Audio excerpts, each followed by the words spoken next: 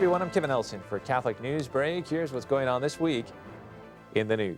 We begin from the Vatican. The president of the Pontifical Council for Healthcare Ministry, Archbishop Zygmunt Samofsky, encouraged the sick and suffering to pray for an increase in priestly vocations and for priests who are sick and afflicted.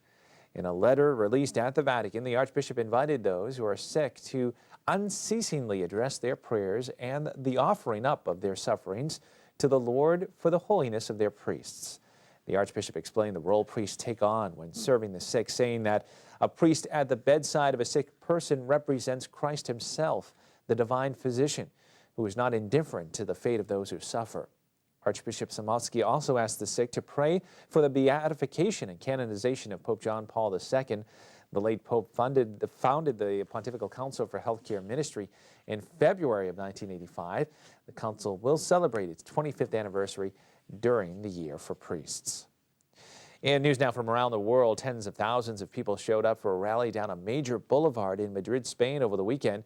The nation's Catholic bishops had urged people to participate in the rally to protest legislation that would allow girls as young as 16 to have abortions without parental consent. In late September, the government formally approved the bill on reproductive and sexual health and voluntary interruption of pregnancy. Among other actions, the legislation would make abortion available on demand in Spain up to 14 weeks into a pregnancy, as long as, at least 3 days before the procedure, the woman receives information about her rights and about the help she can expect to receive as a mother if she continues her pregnancy. The measure still must be considered by the Spanish Parliament. Abortion is currently allowed in Spain for the first 22 weeks of pregnancy, but only in cases of rape, genetic defect, or threats to a woman's health.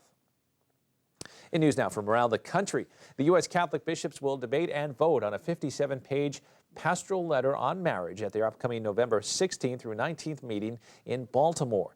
The letter, called Marriage, Life and Love in the Divine Plan, is another component in the bishop's National Pastoral Initiative for Marriage, which began in November 2004.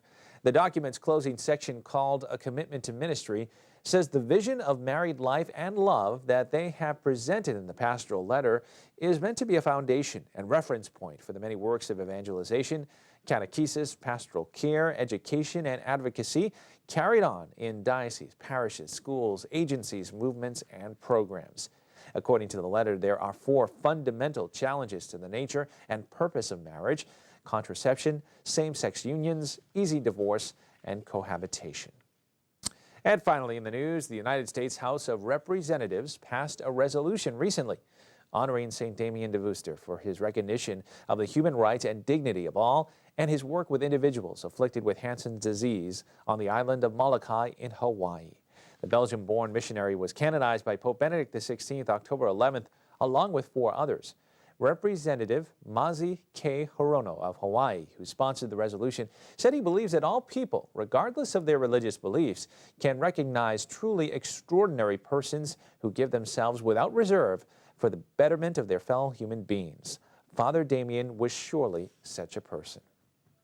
Well, that is all the information we have for this time. Please stay with Catholic TV for more Catholic news. Until then, I'm Kevin Nelson, and I'll see you next time on Catholic NewsBreak.